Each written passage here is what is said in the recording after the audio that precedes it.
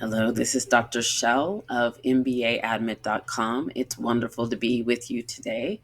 Today, we're going to be talking about the Wharton Executive MBA and mistakes to avoid as you put together an application.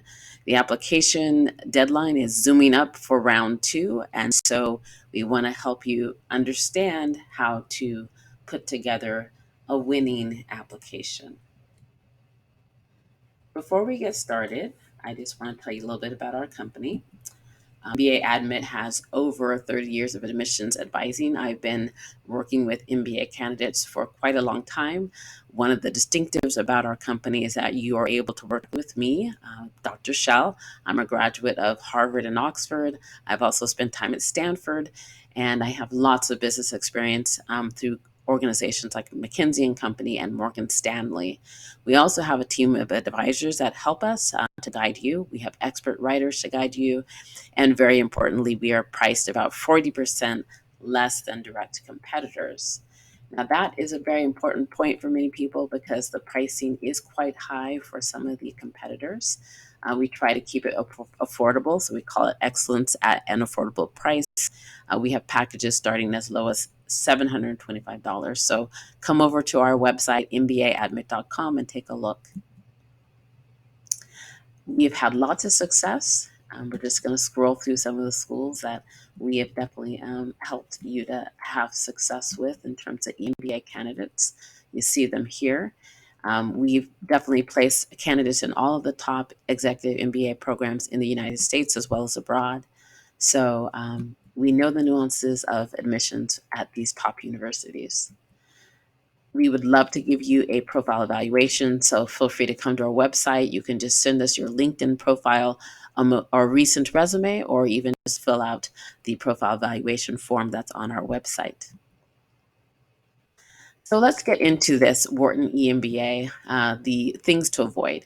One of the things that you definitely should avoid is believing that because the essays have gotten shorter over the years, that they're less important at this point. Wharton used to always have 750 words per each of the main two essays, and then they would have one or two additional essays on top of that. So it was quite a lot of content. Now they are giving you, significantly shorter essays, 400 words each, and you have two main essays as well as a short optional essay. And so that's not a whole lot of space, but don't fall into the trap of thinking that it means that the essays are less important. If anything, it means that they're more important because each of those words that you use, you need to really make it count. You need to make sure you're giving a persuasive presentation of your achievements to date, a compelling vision of your future, and an understanding that you're passing that on to them about how you're going to enrich the class given your unique background, your strengths, your experiences. Every word is important, and you want to make sure not to be wordy in what you say, to say it concisely and condense your ideas so that you pack a lot of punch into the small spaces that you have.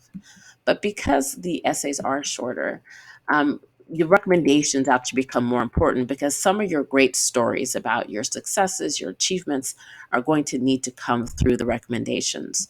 So just remember that the recommendations count as heavily as the essays. And they're a really main reason why some people will get in and others do not get in. The recommendations can do a lot of wonderful things for you. They can reiterate that the company sees you as a high potential leader. It can express excitement about all the great knowledge you can bring back to help the company. The recommendations can help you to highlight your distinctives. So if you're leading a DEI initiative, or if you're serving as an effective mentor, or whatever it is in the workplace that distinguishes you as above average in your performance or above average in how people see you as a leader, you want to highlight that, and that can come in through the recommendations. The recommendation writers can endorse your ability to achieve your career goals, and they can also indirectly address a weakness that you might have. So if you had a low GPA, They can be stressing your analytical abilities, the strength of your intellect. So there's just a lot that can be done. The Wharton recommendations actually don't have a word limit. And so it really can be quite a lot of content, more than you can even have in your essays. So don't underestimate those. We don't actually let those go to chance. We do work with recommendation writers and we review the recommendations because, again, we know it's the difference between admission and not admission for many candidates. Another mistake that people make is underestimating the importance of quant skills. Wharton is a very rigorous quantitative program, and so they do want to make sure that if they're going to admit somebody to the program, that that person has the quant skills to get through the program and hopefully excel in the program. And so they do care a lot about the quant skills. When you present a standardized test score, whether it's executive assessment, GMAT, or GRE, they're looking very specifically at the quant performance to see, are you quant ready? So executive assessment is what most people take these days. It's easier to prepare for. And so if you have a 10 or less at Wharton, that's going to be a flag for them. They'll be wondering, do you have the quant skills? And so don't dismiss this.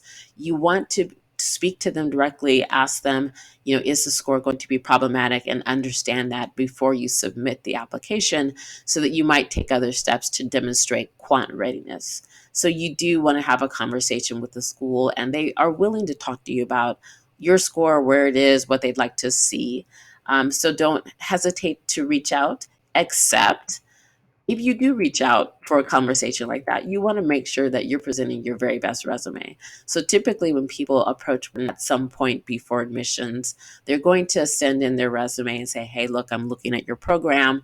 I'd love to have a conversation. The school actually likes that. They like to know that, to sort of talk to you before you actually submit. And so you need to make sure that your resume is in as good a shape as possible for many reasons. So it's a very crucial snapshot of your candidacy. So if you're going to start a conversation before you submit your application, you want them looking at the best presentation of you. And so you have an opportunity to sort of capture on that resume some of your best experiences and skills, showcase your distinctives, showcase your quant abilities. And so it's, like I said, a very crucial snapshot. Even once you have submitted the application, the resume is one of the first things that an admissions reader will look to. It's because, again, it's supposed to show your strengths in the main areas that they care about. So just make sure that it is well honed, that it is an application resume, which is somewhat different than a job resume. There will be some additional categories on an application resume. And so you, again, want to make sure that it's great before you start any sort of conversation with them. One of the things that can result from a great resume as you put it forward is that if they really like what they're seeing and they really get excited about your candidacy, they're going to set the bar lower for where your standardized test score has to be. And so make it easier for yourself, present a great case through the resume. And then when you have that conversation about whether your EA score or GMAT score or GRE score is good enough, they're going to be more welcoming if they like what they see in terms of the snapshot you've provided on the resume. They may also consider you for a scholarship because once you submit that application, again, they're looking at that resume. It's a snapshot. And so you might put yourself in a better situation in terms of receiving a scholarship. So pay a great amount of attention to that resume. Remember the three main areas: importance on the resume, professional success, academic success, and success as a leader in the community. So those are our top 4 things to avoid in terms of mistakes for the Wharton application. If you need a guidance, assistance, please reach out to us. We're more than happy to help you. That round 2 deadline is coming up very, very fast. And so we're more than happy to help guide you through this process. You can come back to our website, of course, and look at additional webinars. We're going to be giving video shorts as well as webinars, at least 1 or 2 a week. And so come on back and take a look and learn more about this executive MBA process. And don't forget, reach out to us. We'd be more than happy to do a profile evaluation for you. You can find the information for the form itself on our homepage, mbaadmit.com. You can also send us your LinkedIn profile or a resume to info@mbaadmit.com. So thanks for joining us today. Check back with us again soon because we are going to be loading up lots more information about executive MBA. See you soon.